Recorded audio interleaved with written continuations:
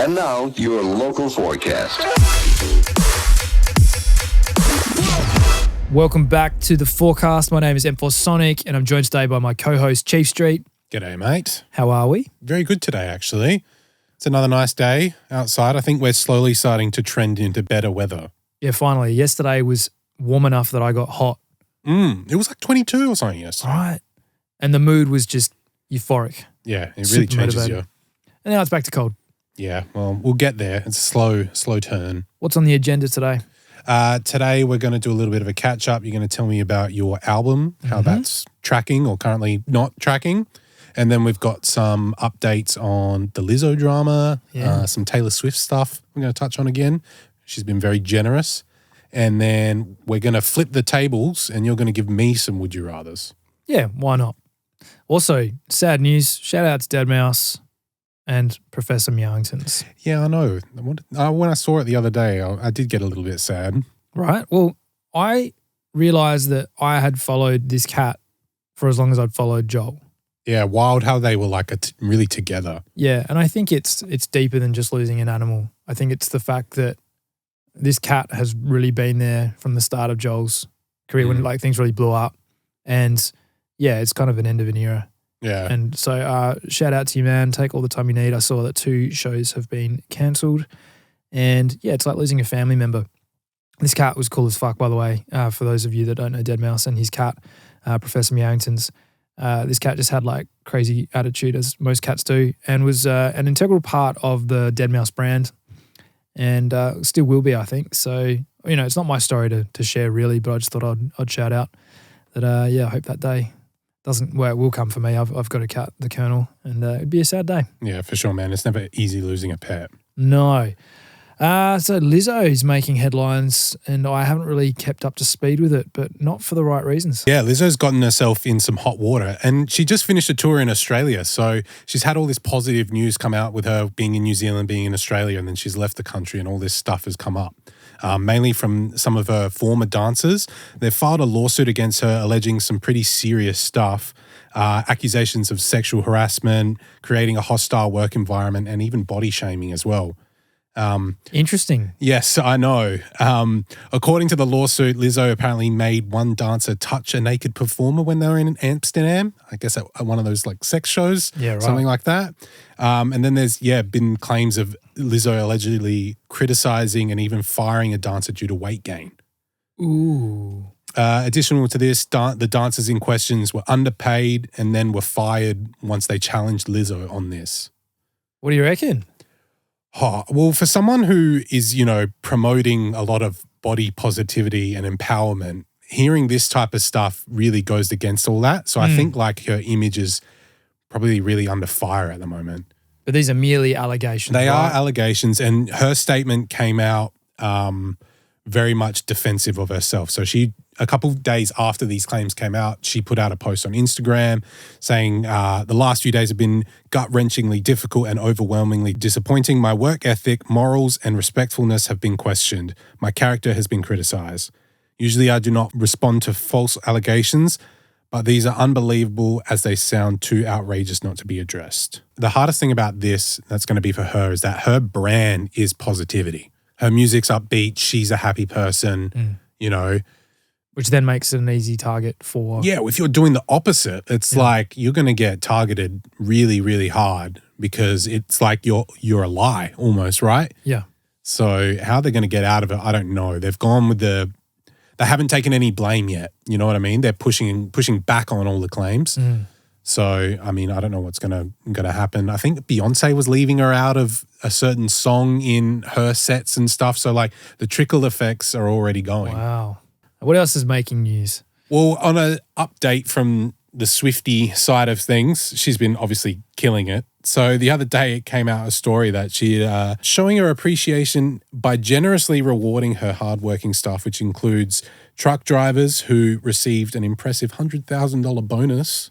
But that's also not it. She's also extended the bonuses for dancers, musicians, lighting and sound technicians, and even caterers as well.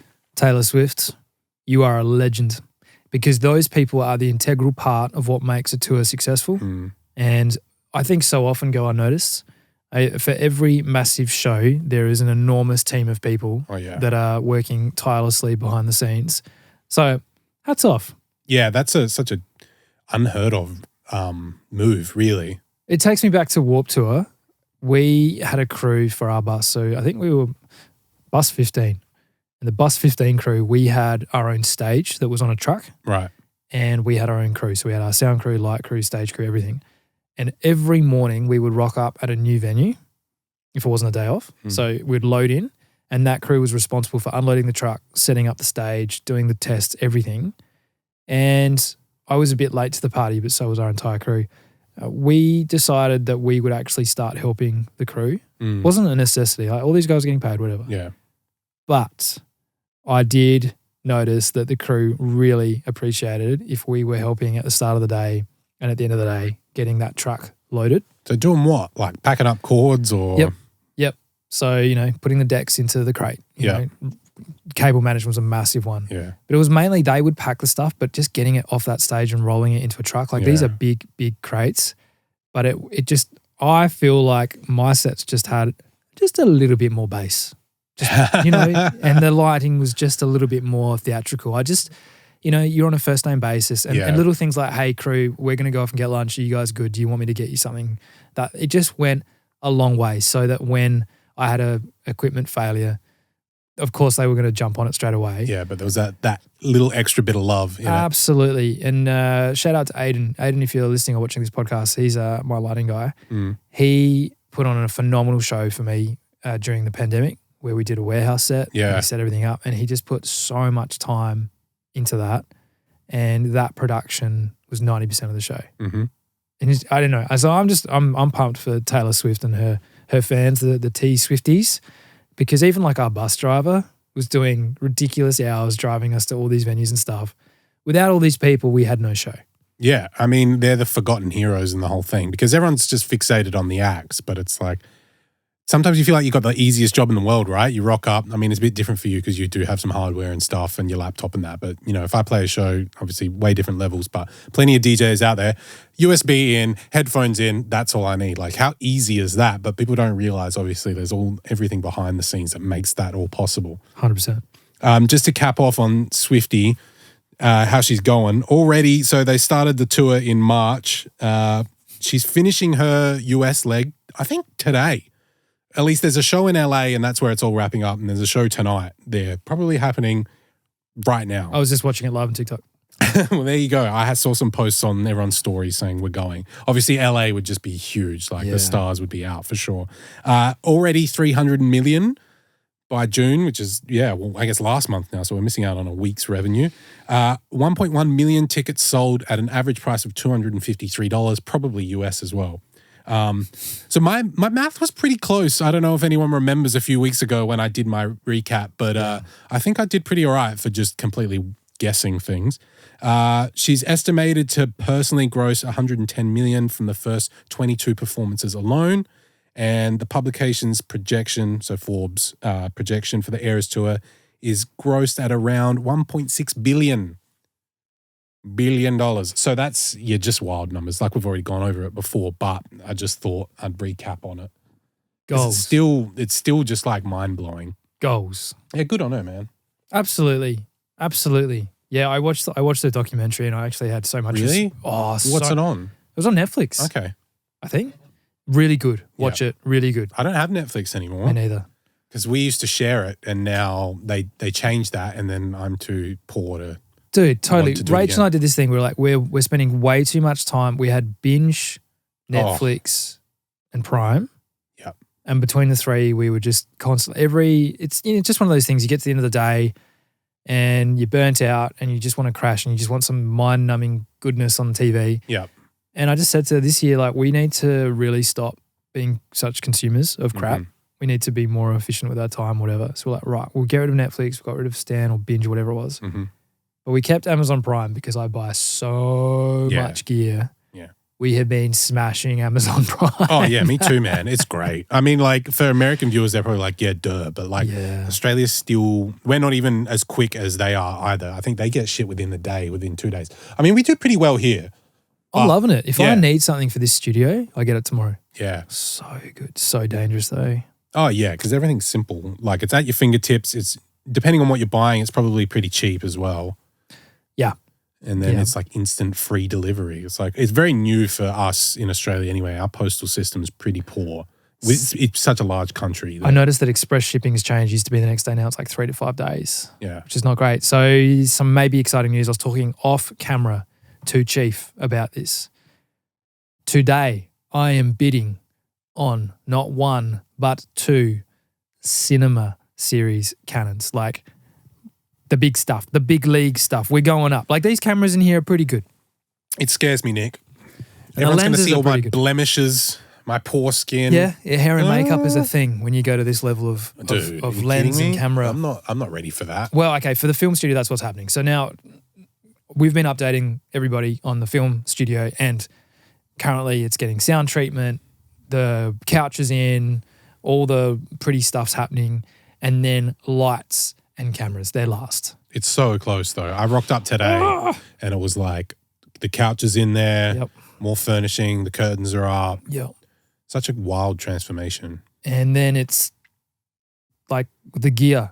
The room is worthless without the gear. Nick, can you give me an update on what's going on with your music life? Because I know we talk about a lot of the studio, and I think that is kind of occupying a lot of your time, which I don't blame.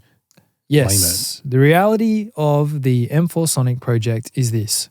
When the pandemic hit, I think that was a pretty big change up for the world and for me, because it was significant of what was important to me and what made money.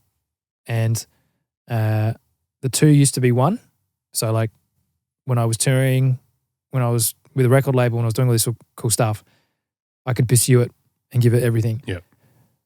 When the shows stopped and subsequently the teams of people that I had relationships with, they all went on to other things, I've essentially had to start again. And the story of this studio was that I was a subtenant with a small studio, then took on the whole building and have turned it into what is now a film studio, which is pretty cool. So it's 2 film studios and 2 sound recording rooms. And I'm loving it. But the only way to generate income currently when I'm not touring is to be a service provider, which I'm actually loving. It's been really cool. Was not my plan. Plan was to be Launchpad YouTuber, hopefully playing at Tomorrowland. That's still the goal. We talk about goals a lot on this podcast. But currently I am super local and working on the studio. And what I'm trying to do is in any free time that I have and any free funds that I have, still pursue M4SONIC because I still feel like there's a lot more of me to give. And what the plan is, and we're still working on it, is to do 3 albums of work in progress. Mm-hmm. So everything from 2012 to date, so we're talking about 10 years of music, is all coming out. The only difference is that I've either reworked the sessions and remastered them just to get them to the quality of standard I'm at now, or they are songs with other collaborators, other vocalists, other producers, other labels, publishers, whatever. And there is a right and wrong way to put out music, and we're trying to do the right way, which is to get the sign off from everybody. Like, hey, we did this song a long time ago. It never did anything. Going to chuck it on an album. Can we get your consent? And the most frustrating part about this is that we're getting no response with some of the projects. And in the particular circumstance of this latest song, which was going to be the next song that I was going to release, it was this really cool opportunity I had with a massive game. I won't name it, but a massive game. And it was at a time when I was working with a management company who had an in with this game. And I did this remix, and I'm not sure if the game, at the time it was to promote the next chapter of the game. I'm not sure if the song was ever delivered or if it was just declined or whatever, but the opportunity didn't eventuate. And then as I was pulling out of a management deal and leaving the team, whatever, that song too, I think it was just too complicated at the time. So it just got put on a hard drive and forgotten about. And as I was planning the album, I found this song, like, that's kick-ass, old M4SONIC, let's put it out.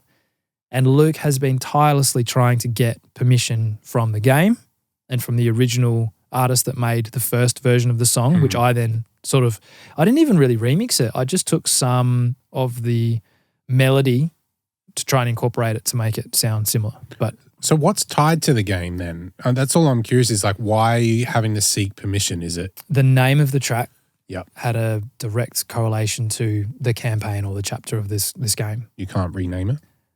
Yeah, so after 4 months of speaking with the game, their music department, their composition department, their legal department, even getting all the way down to finding out the original rights holder of the original composition, their publisher, their legal team, all of that. Luke has finally got to the final, great news, you can release this song, but it's going to cost you X amount of dollars. You need to cut us in X amount. And also you can't use any reference to the game, the title, anything to do with it. And it's just, what is the point? Yeah, why would you pay to release a song that can't be associated to the original part And of the it? only part of the song that has anything to do with the game is in the first 15 seconds. So what's your approach then? Are you just going to just can gonna the 15 seconds and do what you want, or can the whole thing? Or I'm in two minds. Yeah. My ego is like, let's can the whole project. Fuck it, right? I wouldn't blame you at this point. Why am I raking over old coals again? And like paying for the privilege. Yeah, I think the release. negotiations probably fell short. It could have been like, hey, I'm happy to give you all of the percentage of royalties because I don't care about royalties.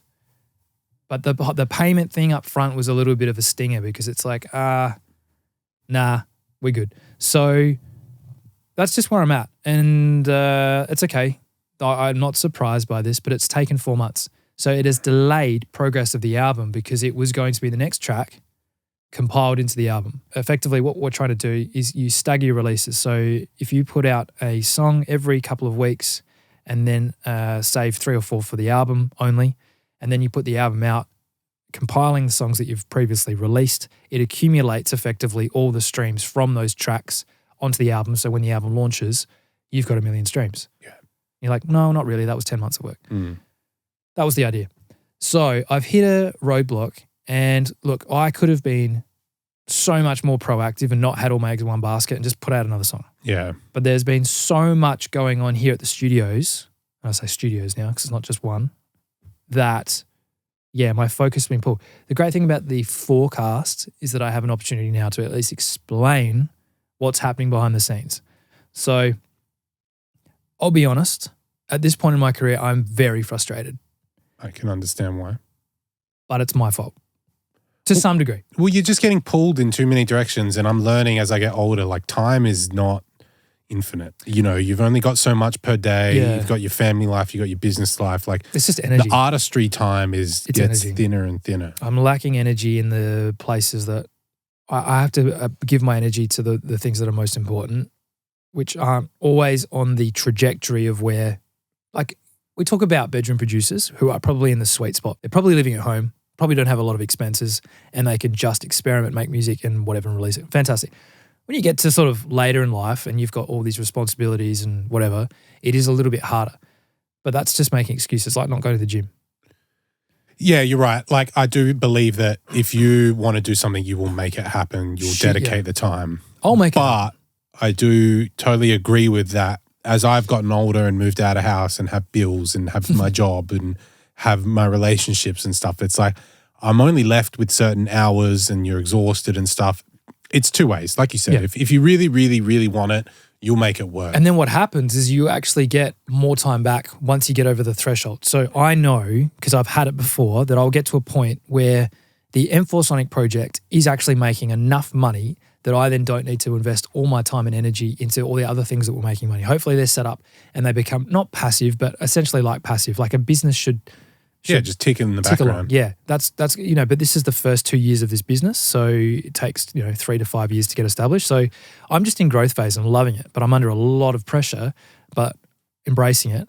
But the exciting thing for me is that all the tools of this facility that I didn't have when I started out, I think can then be matched with the experience that I have to create a kick-ass product. Mm-hmm. Like, I don't know if you saw, guys, on the last episode, but I put this video, which was meant to go live. So the Launchpad video I've made is on the end of that podcast episode if you want to watch it.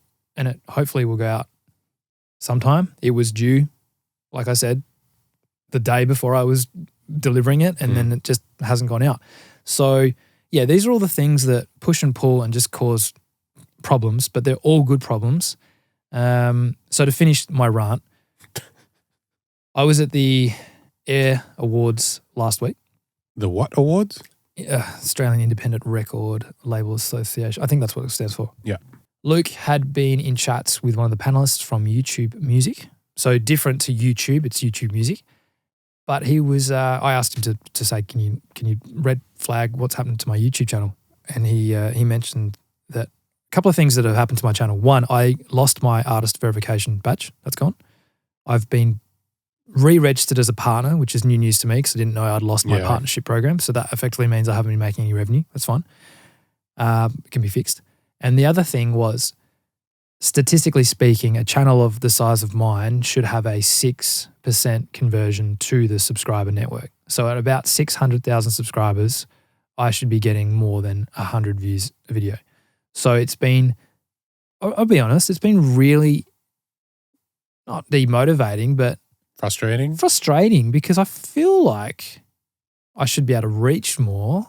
That's what I was going to ask, right? The 6% figure or whatever. Is it that out of all the people they show, only 6% of people click it? Or is it that? I have no idea. Yeah, that's what I mean. Like, where does that number come from? But I agree with the following you have, there should be just more passive clicking and searching. So what we've learned is that the algorithm is obviously looking to how much I've posted and then realizing that I didn't post for a very long time. But we've done 16 weeks now of consistent uploads. Yeah. So I'm interested as to why it hasn't relearned or whether the channel has been deprioritized almost to the point where it's not fixable. That's my biggest concern. I'm just at a point now where I am impatient. I'm going to put in the consistency though. I said to you off camera, like I'm willing to give this a year, but just say this time next year, like the channel is just still drip fed and nothing is happening. I'm a bit of a hypocrite. I realized today that I haven't probably hustled enough to contact the people I know can help the channel. Yeah. And I need to do more on the front of promoting it. I can't just sit back and be like, oh, so woe is me, my channel isn't performing. It's up to me to get it to perform as well as to create the content. Yeah. It's, it didn't used to be. You used to make great content. And it just did it. Somehow, but there was the early days and I think we were in the discovery phase of YouTube. Now we're at point of saturation. There's too much. So I am mature enough to understand why my channel's limited. There's just so much content going up right now. Why would YouTube reward me for not being there for 4 or 5 years? But at the same time, I'm like, come on. I put in the work. We got the 600K. Let's get it to 1 million. Like that's what I want to get to. I want to get to 1 million. I just would have thought that you're at least appearing in some more places. But that's the biggest concern to me is that I obviously haven't learnt what to do. Yeah. Well, then I think, like you said before, you need to reach out and try and contact as many people because all you'd have to do is reach a certain percent to just see a massive payoff, And look, that's not – I don't think either of us are sitting here going, you deserve 660,000 plays an episode. That's like, right. No. But at least a few thousand, maybe 100,000 people should see something. And then it's on them if they want to watch anything. Yeah. But it's like, I feel like the amount of people that are actually seeing it is like very, like not even 1% of people. Well, I just think the terminology should have changed when they changed the system. So subscribers, I would have thought meant you're all getting a notification. They're not. If you're a subscriber, you also then have to go onto the page and click the notification button. And I would imagine when that change rolled out, I wasn't posting any videos. So nobody would have been encouraged or knew to hit the notification button in the era where that was really promoted. So that 600,000, because it was higher. It was 600. I remember I was getting DMs from people when I hit 666,000 YouTube followers being like, oh, the devil's number. And something really strange happened. It froze. It got stuck on 666,000. Like didn't go up. It wasn't 666,001. It was 666,000 for the longest time. So it just shows 666K on my YouTube channel. Because you know how they shorten it down. Yeah, so I had the devil's number. Then it got stuck. They did a cull. YouTube did this thing. Like they got rid of botted accounts, dead accounts. When I say dead, like people that had passed. And it went to 640. But exactly 640,000. Didn't move up, didn't move down. Like stuck for the longest time. And then it did this. As I started posting, it's sort of like, oh, you're back. Active account. I just, like all my stats right now, if I go into YouTube Studio, is just how many subscribers I've lost this week. Yeah. So I'm losing on average a week 618 people a week, which is fine. Look, I totally get it. either people are like, oh, who's this guy? I remember subbing to his channel 10 years ago and now he's doing a talk show. Yeah, whatever. Like, I don't care. Yeah. Also, I don't care about Launchpad anymore, or I don't like electronic music anymore. Yeah. Like, I totally get it. I've unsubscribed from lots of channels this year. Yeah. So I get it. But what I was kind of hoping would happen, and this is just my naivety, I would have thought the YouTube channel would have re-emerged in people's For You page or whatever the equivalent is. I know that's a Spotify thing, but if on the side panel of YouTube, people would have had this suggested feed of like, oh, I sub to that channel and he's making the content that YouTube rewards, which is over an hour long. The problem, I think, is because it wasn't a Launchpad thumbnail, people weren't clicking on it. Yeah. So if YouTube's sending out my video to my followers and they're not clicking on it, it shows basically the wrong type of engagement metric. It's a negative metric as opposed to a positive, which again pushes the channel further down. So the more I post currently, the worse my channel performs. Oh, this makes me feel great. Yeah. So I'm YouTube guys, like there's a handful of you that come back each week. I am wondering whether I start again. Oh, what? Go fresh on a channel. Yeah. And I'm just too old. Like, Yeah. you're never too old to start. But I need to speak to someone at YouTube because it could just be like there is a huge amount of data associated with my YouTube channel, like an enormous amount. And the algorithm, I don't know how that shit works. Like I have a basic understanding of how the maths works, but I would like to think, well, I actually don't like to think this, that it is so complicated. The mechanics of how my channel work are just such in a bad space that it's time to let go. And so I would just come out with a new channel. But would that even reach more people at this point? No, what it would do is it would reach new followers and I would effectively start again. So the people that subscribe, and this is the great time to bring into the conversation, we have started a new Instagram. Yay. It's called The Forecast Podcast. We might rename it at some point, but for now that makes complete sense. And TikTok, by the way. And TikTok. And what we've decided, Chief and I decided that we can play the game a little bit more. We can promote and push out heaps of content on that channel without essentially annoying our original fan base. Yeah, every post doesn't have to include us on a personal level. A lot of Chief Street's followers follow Chief for bass music, not for his Taylor Swift updates. So that makes sense to sort of segregate the following somewhat. And the same for my audience. You know, for the longest time, we've spoken about this so many times, it was just my hands on a Launchpad. For me to come out and be like, oh, I have a talk show right now and it's going to be a TV series. People are like, I don't care. That's fine. The people that do care, come follow along on those specific channels, and at times we will share from that channel onto our own personal pages because we effectively use it as personal pages, and it makes sense. I'm just in this really weird pivotal point in my career where I don't know whether or not I am flogging a dead horse, which is the saying. Well, we can chat about it a bit off air. I don't know if there is much reward starting fresh, but I can see your appeal to it as well. Yeah. My hope is that YouTube can slowly just be a bit kinder as we go along. But I do understand when you're saying that I think all the stats and analytics are working against each other now. And I understand exactly why they built the code as they've done. It is to stop the market being flooded with just crap. I totally get it. If everybody got the same amount of time to shine, we would just have so much crap going on. So I am just putting it out there that at this point in time, if you listen to this podcast a year from now and it's got Nick complaining, I'm not trying to complain. I'm observant of where I'm at currently. And if you see us win or lose because of the actions I'm about to take in the next 12 months, this is why.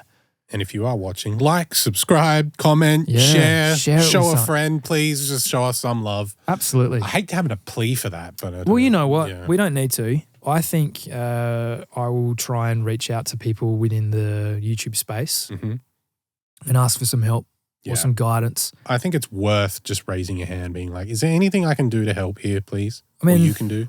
I've been told thumbnails are a huge thing, and that just, like, I understand how that cuts through the noise if you've got a really fancy thumbnail. But I'm kind of not interested in trying to clickbait people into watching this video. I would like to try and reach an audience that are hungry for information of behind the scenes in the music industry, interested to learn from past experience and future, have an understanding of what you and I do as professional musicians, and are in it for the right reasons, because they will I think, become part of our community, part of our network, and they're going to get so much more than just a podcast. Like we talked about off camera, we're going to do competitions, merch giveaways. Obviously, people are going to become VIPs and come to our shows. There's so much more to this than just like, hey, subscribe to our YouTube channel. So anyway, stay tuned on that. Rant over. You gave me some would you rathers, and I thought of a couple, and the ones that I'm going to ask you are interesting because they have happened to me. I'm scared. Would you rather DJ for an hour at a club, but the booth monitors don't work? So your headphones work, but the booth does not. Or DJ for an entire set where the decks only work if you hold down the cue button. So every time you play a song, you have to hold the whole song on a cue? I'd go no booth monitor. I've had shitty booth monitors before anyway. And like you can somewhat, if you know your sets enough, if you know your music, you could use like, you know, I can assume what something sounds like by just using headphones or club system. Yep. I'm not sitting there. I've dealt with broken cue buttons before and God no, am I sitting there for an hour holding Both of these down. situations have happened to me. And what was worse? Okay, so the first time was a club in Australia, won't name it, and it's multi-tiered, and it wasn't at capacity. I was opening for a much larger act, and so the club had not filled yet, but the main system was so overpoweringly loud that as it projected out, it would get trapped on the multi-level building, right? So because there was levels, right? So there's like a balcony, and I remember it. My foldbacks weren't working. And I was using headphones, but it was creating this echo. So it was like good-dum, good-dum, good-dum, good-dum. So instead of like a nice kick drum, and I could hear it through my headphones. Mind you, I was very, very green, very early to DJing, and I was having massive issues trying to synchronize my set. Yeah. And I was also DJing off a laptop and playing Launchpad. I was going to say that element of live performance out of time would make things a lot more difficult. It was the first time I played Weapon live in a club, and second time playing Weapon live, but it was my first time stopping. Like just stopped. I just couldn't. I just couldn't keep in time. There was this da-dum, da-dum, da-dum. Yeah. And I was playing live, no quantization, no synchronization, nothing. And I just had to stop, and tech ran out and they were, what's going on? My foldback's not working. The crowd's like, what the hell? Because you don't go to a nightclub and then the music stops. Music's always going on in the club. So anyway, I remember that. And I got these foldbacks to work, and it fixed the problem to a point, but I had them super cranks. Yeah. But I'll never forget the crowd started chanting in the last 15 minutes for like the next act. Yeah. They were like, woo, ready. And I was like, oh, this is the worst set of my life. The second situation was I was in a nightclub in China, and there was the next model up. So I'd been using 2000s for the longest time, and I think it wasn't the 3000s, but it was something, it was a level up to what I'd previously used. And for some reason, I don't know if it was a setting, but there was something going real strange, like something wrong on the decks. And every time I would queue up a track and then hit play, it would play and then stop. What? And I was like, I just didn't, I couldn't figure it out. Yeah, that's a tough one to solve. And I was panicking. Yeah. So literally queuing up a track, fader up, holding cue. But sometimes you need to be holding like. Just use 2 and 3. Like I didn't use 1 and 4. What, so you could do it with one hand? Yeah. I just couldn't, because both songs need to be playing at the same time, plus you need a mix. When I was doing dubstep tracks, I would cheat. So I would queue up the drop on track 3, on deck 3, and then as I'm on 2, just releasing. And So that's, Dude. it was hell. I think one CDJ was working. So I was effectively, that's right. 1 worked, the rest were just cooked. Okay. So I was able to at least play 1 track reasonably well. Yeah. But I remember, that's when I was troubleshooting. Was I going to use the fader AB, or was I going to use, because I always use channel faders. Yeah, I've never used the cross one. No, I've never used crossfade. And I was like, oh, what do I do? Anyway, I got through it. But it was a really tough set. Oh, would have been. I mean, I've had Q button dramas before. I've said it before. My first gig, the Q button was broken, so that was awesome. So what did you do? You had to set loops on the side. You know, you can. Oh, what, ABC? Yeah. Oh, no. But not hot keys. It was fucked. It was just such a nightmare. And that first show ever. And that just ruins the whole set. It's just anxiety was already at an all-time high. And then I sat in there and the guy before me, Taylor Legend, I was like, you are not allowed to leave right now. You need to guide me through this until I'm fully comfortable. Yep. Oh, shit. But we got through it. It was actually a lot of fun once it's got got started. But yeah, never again, thanks. Yep. So that was my would you rather. Okay, here's another one. Would you rather collaborate with Skrillex, but the song never goes out? Oh. Or collaborate with Marshmello, but you do everything and you don't get any credit?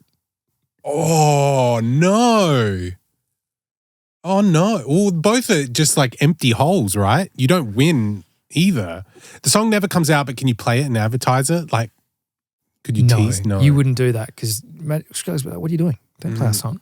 Oh, dude. Oh, no. Or make a song basically and just give it to someone else for them to claim as their own. And then you see every EDC. Yeah. Them pretending as if they made it. That is a real shit predicament. I think that it would hurt a lot to make something and pretty much someone claim it to be their own and see it be successful. That is the music industry, my man. So that's the music industry. Yeah. Well, not particularly, depending on the situation. Yeah, I'm going to go with making the song with Skrillex, but just never being able to release it and just hope that, And every time you're like, I was in the studio with Skrillex and made this song, they're like, oh, cool, when's it going out? That's all right. It's not coming out, unfortunately. Wow. But some people know, and that's it. All right. Because I know a lot of people that have produced songs for big superstars. But are they getting paid for that? I don't know. Yeah. Nobody knows. Right. Well, because if it's like ghost production level things, I could understand. Yeah, but ghost producers get ripped off all the time. Yeah. You were giving me the impression that I didn't receive a fee or anything, and it was kind of like a collaboration until they decided to just be like, you know what, I'm not going to credit you at all. That has happened. Okay. Would you rather, after 2 days of international travel, play a show to 10,000 people at a music festival, but only for 20 minutes? Mm-hmm. Or play the main stage of Tomorrowland, but on day 3, so like the last day, opening set, there's like 20 people. That's a really good one because the feeling of playing an empty show is never great. No, but you get to say you played the main stage. Or some random festival for 20 minutes to a packed out crowd. And it took 2 days international travel. Oh, you'd just be so exhausted by the end of that. Let me think. I'm trying to come up with it. They're like both tied. Give me the full set. Give me the full set at the festival, I reckon. Love it. Nice. At least you get an opportunity. I mean, everyone's played an empty gig before. Like you said, you still got the opportunity you signed up for. Whether people are there or not, still pretty fortunate to do that. Absolutely. The other one, you've gone through a lot of pain and suffering to get there. Those 20 minutes would be sick. I mean, nothing like a packed out show, but maybe it's just not as rewarding because you didn't get everything you signed up for because you didn't get your full hour to express yourself, and B, it hurt to get there. So I've been in 2 similar situations. I know the first one. The first one we spoke about on the podcast. Yeah. I flew all the way to India and got messed around something chronic and was still happy to do what I could. But I can't remember what episode it is, but there's an episode where I talk about this in much more detail. I played a show where I traveled just for the show for free, took 2 days to get there, got messed around, got up there. The set started late for lots of technical issues, lots of reasons. Finally started playing and then got pulled off so that the headline act could play their full set, which I was happy to do. But it was a real disaster trip because whatever. I have played on a main stage, not first set. I saw the opening sets, literally to crickets, but it was early in the day. And so it just made me think, even that was like, you're still building the crowd. Yeah. But it was such a better opportunity to play to a lesser crowd on a much bigger stage. It was done properly. Yeah. Yeah. So no, good response. I think I agree with all your answers. And I think your overall vibe on the afternoon, getting like nothing went wrong. You just like expectedly there wasn't a massive crowd. I mean, you're playing it was day 3. That's fair enough. Yeah. I've been to a 3-day festival when I went to Ultra, and like day 3, you're basically a shell. That's and then right. you might have a pocket of time where you're waiting all right. for, but I know that everybody was waiting. Day 3, the final night is you chill that day and then you go to the night. Yeah. So anything daylight hours was not huge. But yeah, I've played heaps of shows where it's been an early in the day or early in the club or whatever, and it's character building. Yeah, no, I mean, you learn from those experiences and they're fun anyway. Like you get a bit of are. freedom to play around and stuff. I have a gig coming up. You do? Yes. I think I remember you reminding me of this. You had to knock it back first and reschedule it. Rescheduled for October. It's the 13th to the 14th of October. More details coming. Would love to see you. Going to promote the hell out of it because I would love to meet anybody that's been following this forecast to come along. Back on the stage, mate. Yeah, it's all launchpad set, complete. Whoa. 45-minute launchpad set. Where? Not allowed to know? TBC. I cool. will confirm once it's all locked in. Man, good on you, mate. Yeah. That's awesome. Yeah, I think everything we're doing this year is to build up for next year. Yeah. Yeah. Good growth. Yeah, I'm pumped. I think even though I just had a huge rant about like YouTube and whatever, I think it's all starting to make sense why things work and why things do not work. Yeah. And I would like to pass on all that to the next generation. Like, hey, it's tough, but if you can understand that you've got to put in some serious sweat equity multiple times throughout your career, it doesn't just happen and then you just fall into a groove and it just whatever. The guys and the girls at the top are working so freaking hard. Yeah. Absolutely ridiculous amount of effort to keep relevant. Yeah. I mean, we've spoken about it before, how it's like little wins over time build the momentum. Yep. And consistency is a huge thing to achieve that. And then just try and stay away from controversy.